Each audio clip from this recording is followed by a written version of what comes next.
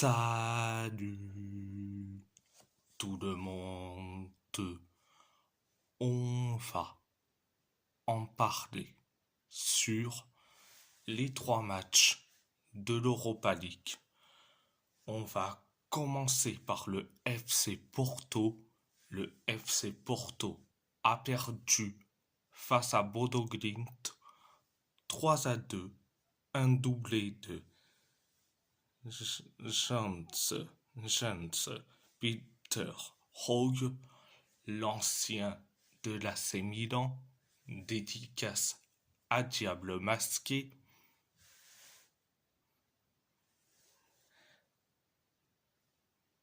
Et un but de Kasper Hauge et un carton rouge de Isaac Dipevic Mata. Pour Bodo Glimt, un but de Samuel Omorodion et un but de Denise Gull pour le FC Porto. Première période, ça a été catastrophique. Certes, la première période, catastrophique. Donc, 8 minutes après le coup d'envoi de la première période, Samuel Omorodion a inscrit le but du 1-0 pour le FC Porto. Après le but du 1-0, on commence à être catastrophique. Kasper Hauge a inscrit le but du 1 partout. Après le but du 1 partout, certes, on a eu de la possession, tir cadré, mais on aurait pu avoir quelques occasions de but. Mais bon, c'est très compliqué, surtout sur du terrain synthétique. Donc, résultat, on encaisse un deuxième but et c'est Jens Peter Hauge qui inscrit le but du 2-1. Donc, c'était la première période. La deuxième période, 6 minutes après le coup d'envoi de la deuxième période, Isaac Dipevic Mata a reçu un carton rouge pour une faute sur un joueur du FC Porto. Donc, il a eu son carton rouge. Et après, on commence à être catastrophique. Certes, on a la possession, mais on est catastrophique. Et Jens Peter Hauge a inscrit un doublé, le but du 3-1. Après le but du 3-1, on commence à être un tout petit peu mieux. Mais comme Victor Bruno a décidé de faire quoi? À faire sortir, je crois bien, un joueur du FC Porto pour faire entrer qui? Rodrigo Mora. Et que je l'ai trouvé catastrophique pour son jeune âge. Oui, il a, il a 17 ans, mais il a été catastrophique face à Bodo Glimt.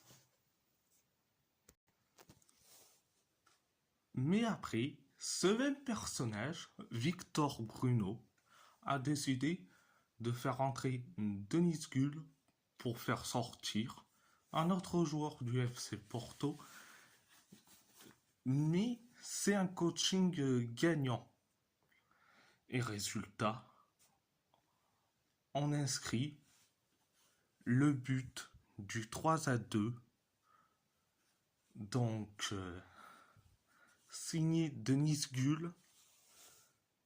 Donc c'était la deuxième période.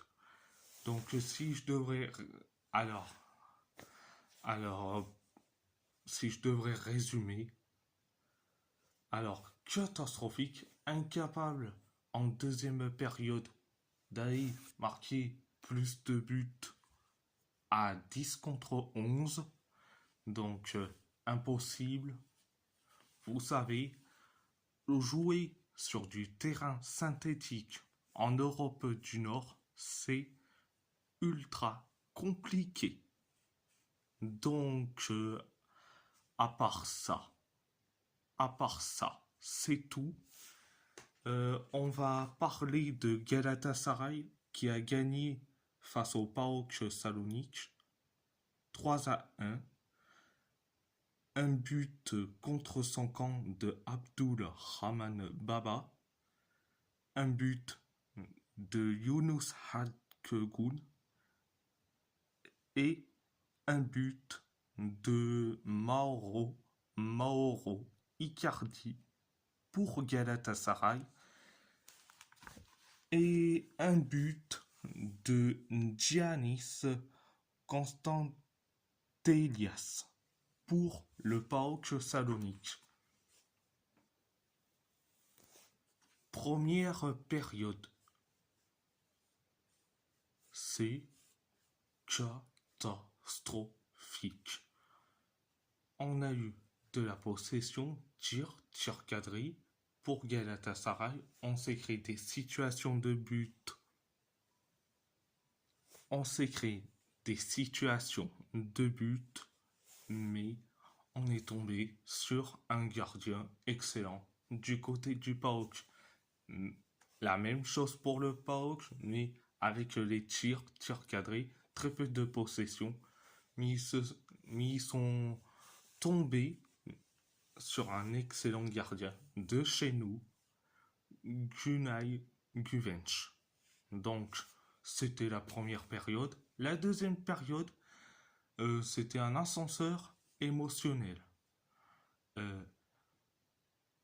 Alors, 3 minutes après le coup d'envoi de la deuxième période, il y a eu un corner.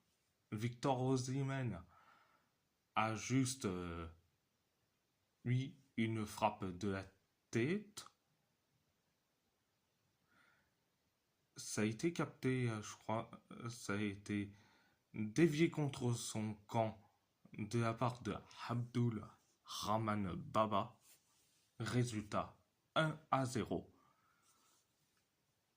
Après le but du 1-0, on commence à être un tout petit peu catastrophique, même s'il y a eu du mieux en mieux, mais on commençait à être catastrophique.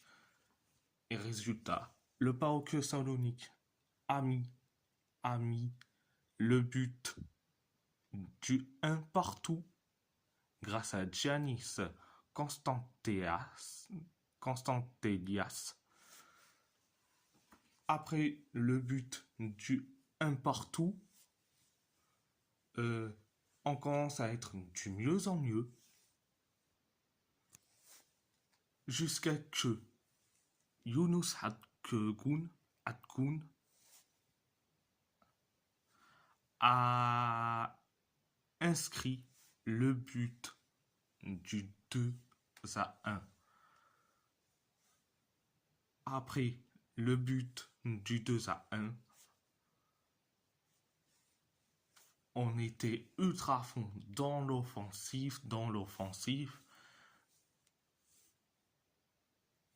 Les temps additionnels de la deuxième période, Mauro Icardi a mis une menace, une frappe énorme. Le but du 3-1. C'était la deuxième période et en plus, le karma est déjà mérité pour le PAOK Salonique. Après qu'ils ont dit sur une vidéo sur Insta, Road to Constantinople. Traduction en français, route vers Constantinople. Pour les Grecs, faut l'appeler Constantinople et non Istanbul. Mais franchement, le karma est déjà mérité. Donc, mais je dis franchement, c'est bien fait pour le PAOK. Il faut pas parler avant le match, sinon tu auras le karma. Donc, à part ça, c'est tout. Alors, on va parler de l'AS Roma et de l'Athletic Bilbao. L'AS Roma et l'Athletic Bilbao se quittent sur un match nul, un partout, un but d'Artem Dovbyk pour la Roma, et un but d'Aitor Paredes pour l'Athletic Bilbao. Avant de parler de la première et de la deuxième période, j'étais très content du match nul et surtout la neutralité est bien respectée. Alors, mais surtout très content de la venue des groupes de supporters de l'Athletic Bilbao, Herri Norte Taldea. Donc,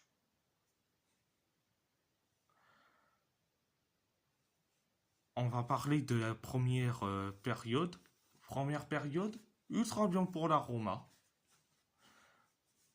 Même si je trouvais que ça a été aussi catastrophique pour Bilbao, mais la Roma avait eu de la possession que Turc cadré. Pareil pour Bilbao, avec plus de tirs, Turc cadré, jusqu'à que Angelino a fait une centre en direction de Dovbyk et Dovbyk il marque de la tête. Résultat 1-0. 1-0 pour la Roma. Donc c'était la première période. La deuxième période était ultra mieux pour Bilbao, mais pour la Roma, c'est ultra compliqué. Pourquoi? Parce que Bilbao a plus de possession, tir cadré. La Roma a eu quelques situations jusqu'à que Aitor Paredes a inscrit le but de l'égalisation, le but du 1 partout et après le but du 1 partout. On voit bien que les deux ont décidé carrément d'aller inscrire leur deuxième but chacun. Résultat, il y a eu du 1 partout. Donc, c'était la deuxième période. Et surtout, je suis certes content que Bilbao aille en Europa League après 6 ans d'absence. Le retour de Bilbao en Europa League, mais surtout, je préfère dire quelque chose aussi. Je suis très content qu'il y a le groupe des supporters de l'Athletic Bilbao et Rinorte Taldea, mais le lancer de fumigène en direction des supporters romanisti, je condamne direct. Ce qu'ils ont fait, je dis franchement, je condamne direct. On peut être content de fêter notre retour en Europa League, mais il faut pas faire du grand n'importe quoi non plus. Donc, à part ça, à part ça, c'est tout. À part ça, c'est tout. Donc, si la vidéo vous plaît, abonnez-vous à ma chaîne YouTube, likez, commentez si vous avez envie, envie ou pas. C'est votre choix. C'est votre choix. À part ça, je vous laisse et merci beaucoup.